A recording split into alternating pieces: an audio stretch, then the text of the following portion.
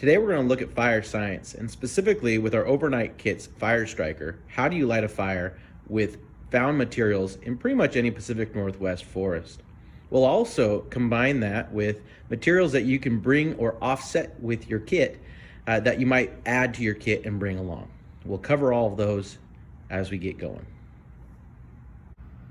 Today we're going to be working with some different types of bark, some dried cured sticks, pine needles, as well as some solidified sap. And we'll see how these things combine to make a fire bundle.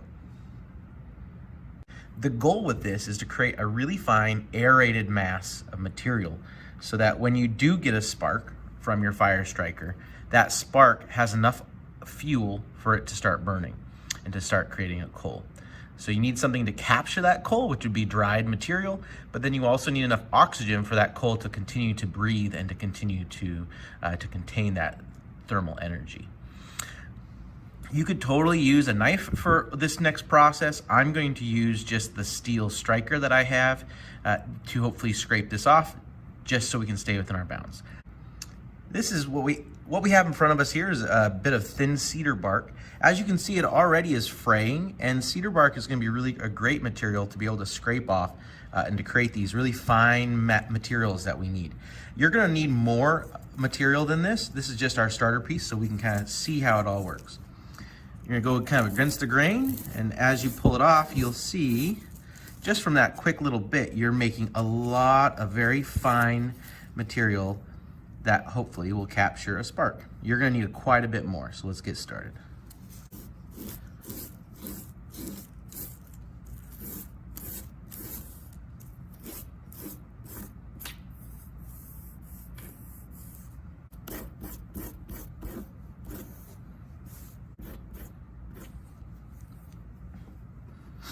Now this might be enough to get a fire started, but as my grandmother always said, it's always better to have more fuel than you need than less fuel. You can always add it in, you can always save it for later, but if the time comes that you need more material, make sure you have it on hand so that it's in use when you need it.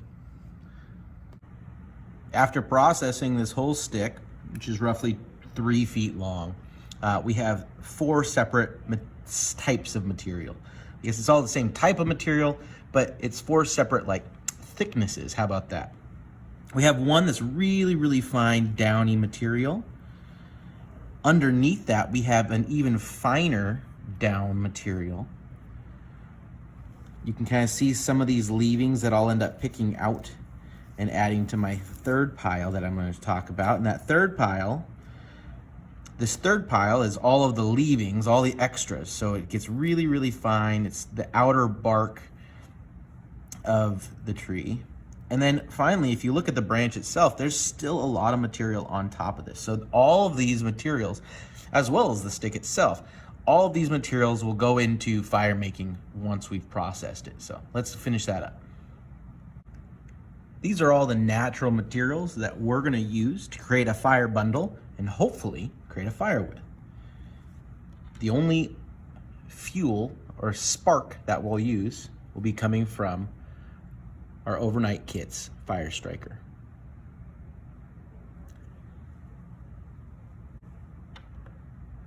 Now let's look at some stuff that you can buy that can also help you light a fire in an emergency.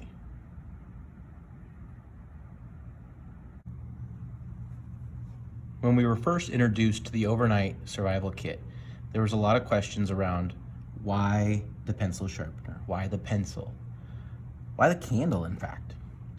The reality is there's a lot of uses for these. Specifically with the pencil, you can use the actual material as a fire starter or to record messages. For the candle, obviously a fire starter. When you're combining that with the pencil sharpener, you're able to make really fine material, whether that be from small twigs, the pencil itself, or the candle, to help with your fire starting strategies.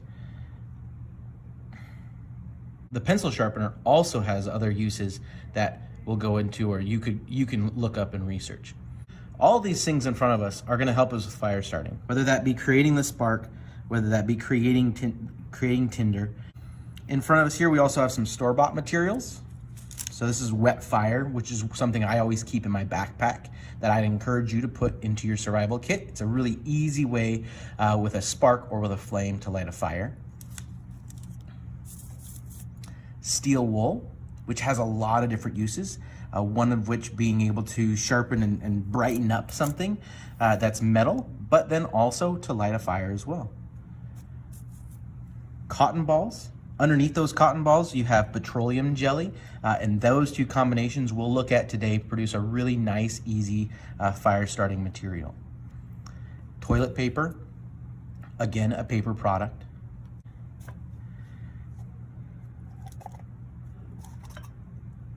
Inside this can, we have paper. Now, it's not something that you would look at normally, but this is called char paper or char cloth. You can use cloth to make this, you can use paper, you can use cotton balls, any of these different materials. And what's happening is you use this, you put it on a fire once you've made it, and to make fire easier for the next time around, you trap the material inside there. Char cloth is made by burning a substance without lack of oxygen, or the scientific term of pyrolysis. What you end up doing is you're burning a lot of the material, but because of the lack of oxygen, you're leaving behind material that when exposed to oxygen, it'll still burn. Now, on a quick note, there was also some questions of why do we have tin foil in our survival kits or in our overnight kits?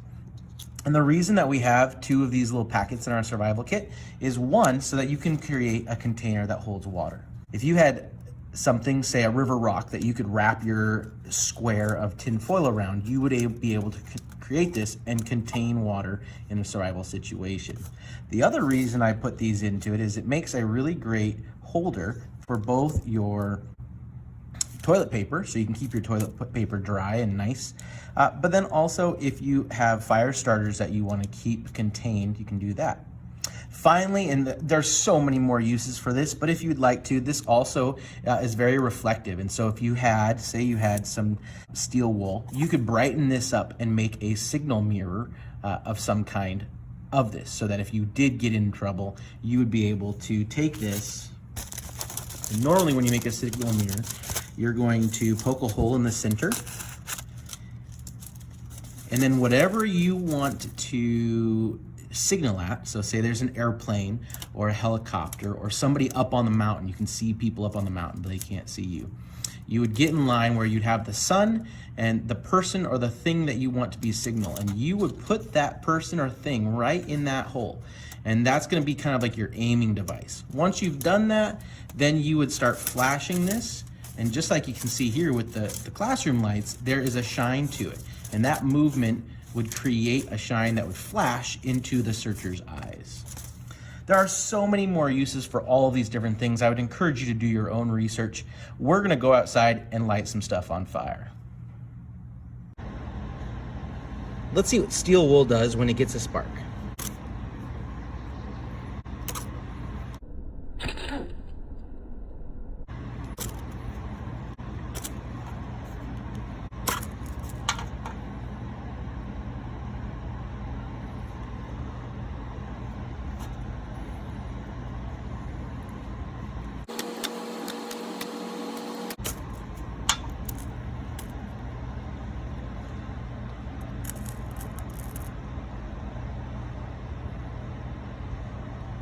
As you saw, it doesn't create a flame, but it holds that spark. This would be something that if you had a fire tinder bundle, you would put that inside that tinder bundle to hopefully capture and then create a better retention for that spark to generate a flame. This is char cloth, and this will be very similar to what we saw with the steel wool.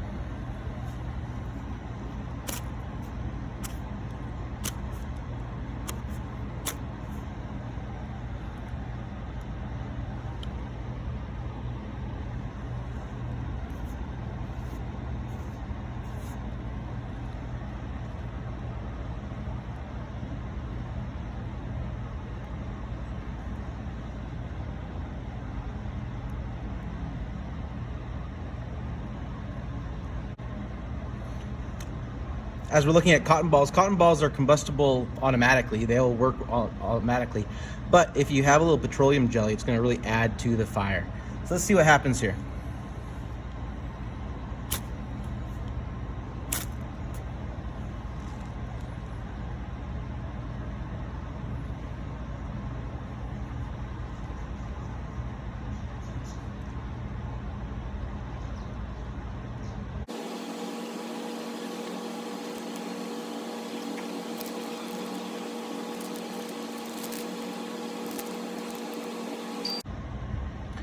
Finally, let's look at the liquid fire. So I'm just going to take off a small chunk. You do not need to use a huge amount for this.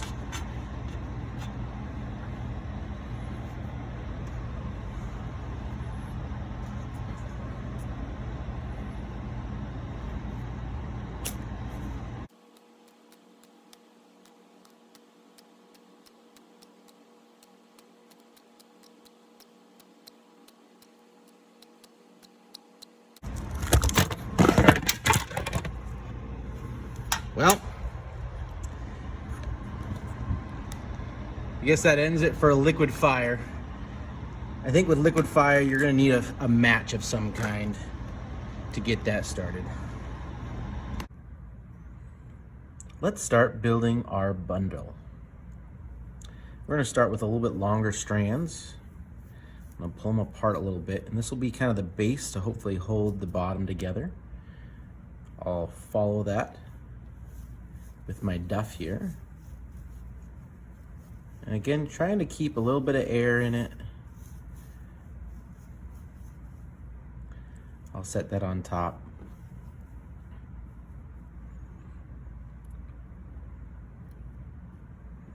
And finally, I'm gonna be trying to send a spark right into the middle of this. And so I'm gonna take this, the finest duff that I have, and set it right in the middle here, hoping that that will catch and hold the spark that I'm about to create. Now that I have the bundle built, the rest of the material would be the stuff. Once I get a coal, because this is how this will end up working, I'm gonna throw a spark in the center of this. And the goal will be that there's a coal that forms. Once that coal forms, you need to add fuel to the fire, oxygen. So you slowly blow on that, and as you blow on it, you kind of curl this in, allowing it to have fuel both in the contents, so these wooden shavings, as well as the oxygen. And once that flame starts going, then you can add other materials, and it's really nice to have fine materials. It's even better to have things like wax, really dry woods. If you're able to find some type of pitch or sap, all of these things create really nice additions that help prolong the flame. You can also add on different pieces like this bark or the small twigs once that fire really gets started to burn. Well, let's give this a go. The scraping you hear right now is me scraping the edge of this to make it a little bit sharper. Hopefully it's produce a little bit better spark. Well, let's give it a try.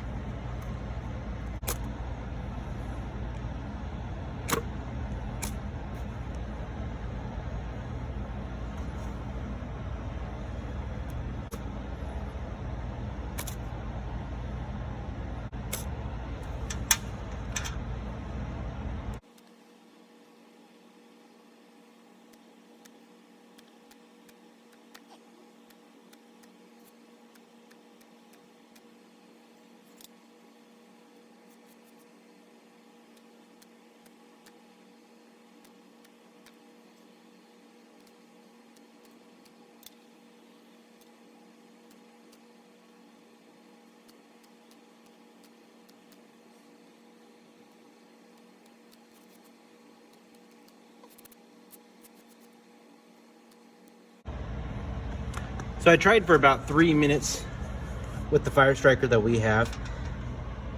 And you saw from earlier that I was able to light pretty much everything else from the char cloth to the other objects. But I was not able to get that. So to get our natural material at least at this time frame. So my next goal would then be, let's try it with an industrial fire striker. And if we can't get it with an industrial fire striker, then we're going to start applying man-made materials. So let's see what we can do here.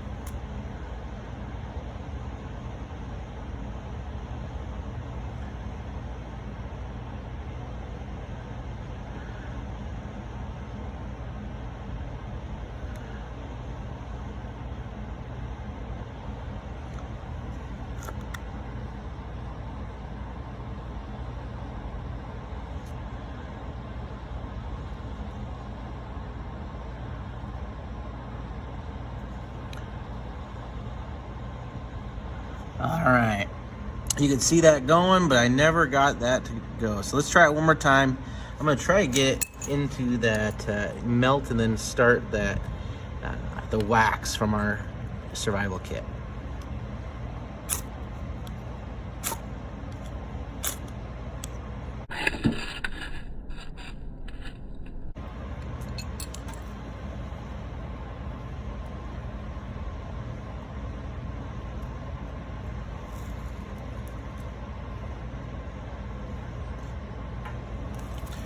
All right, once it's going, then you can add small pieces.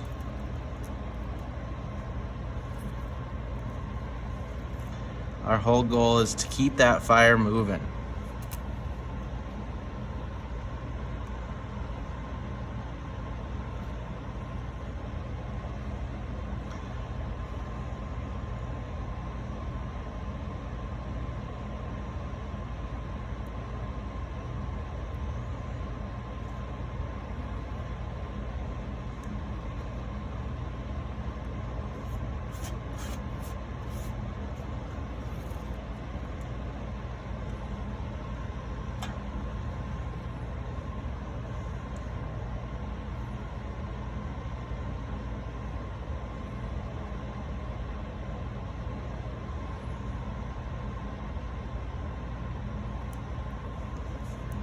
Please do this underneath parent supervision and give it your best go.